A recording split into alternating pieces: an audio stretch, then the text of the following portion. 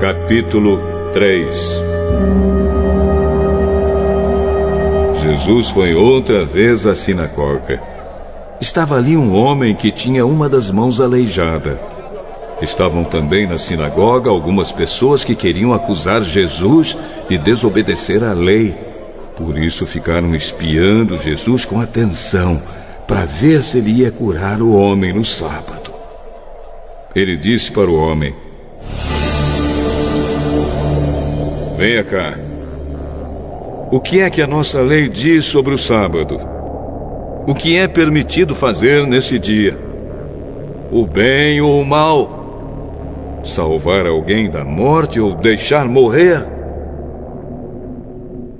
Ninguém respondeu nada. Então Jesus olhou zangado e triste para eles, porque não queriam entender, e disse para o homem: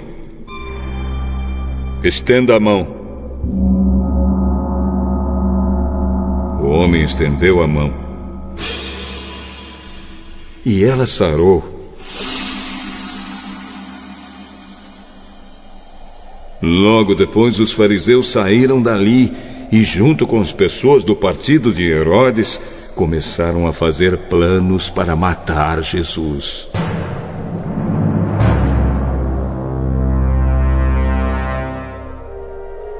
Jesus e os discípulos foram até o lago da Galileia.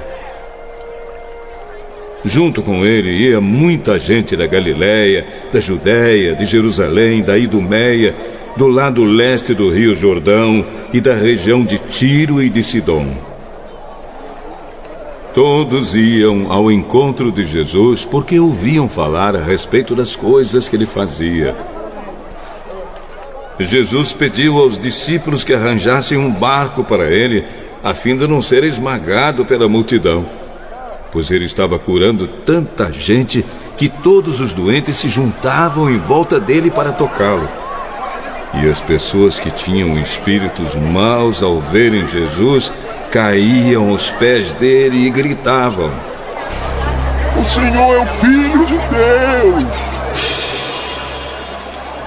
Mas Jesus proibiu duramente os espíritos de dizerem quem ele era. Jesus subiu um monte, chamou os que ele quis, e eles foram para perto dele. Então escolheu 12 homens para ficarem com ele e serem enviados para anunciar o Evangelho.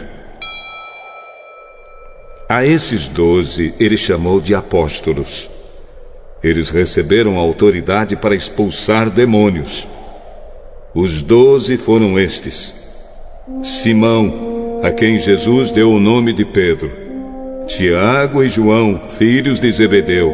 A estes ele deu o nome de Boanerges, que quer dizer filhos do trovão; André, Filipe, Bartolomeu, Mateus, Tomé, Tiago, filho de Alfeu, Tadeu, Simão, o nacionalista, e Judas Iscariotes, que traiu Jesus.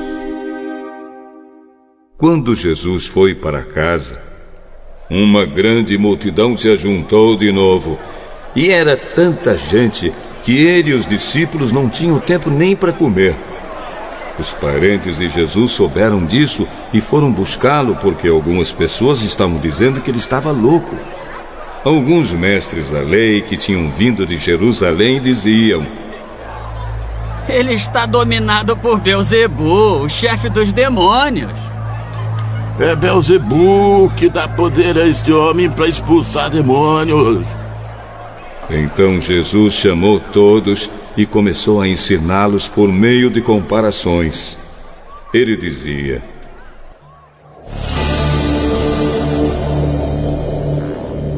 como é que Satanás pode expulsar a si mesmo?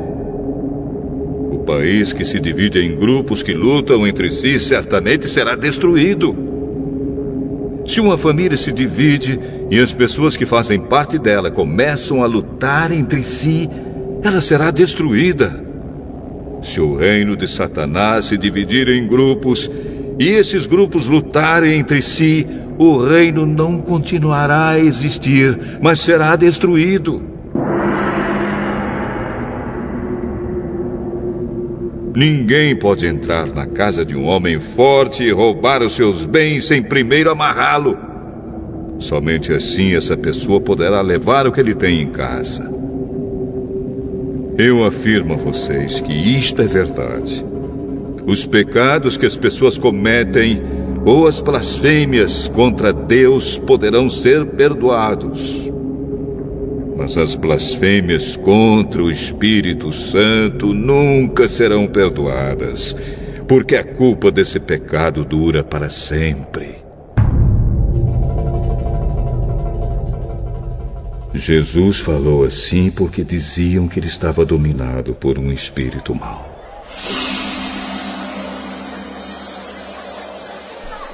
Em seguida, a mãe e os irmãos de Jesus chegaram.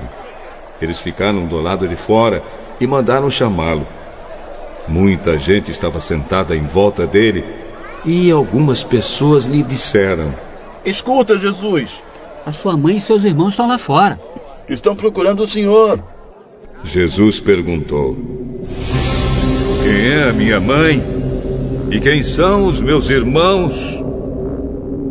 Aí olhou para as pessoas que estavam sentadas em volta dele e disse: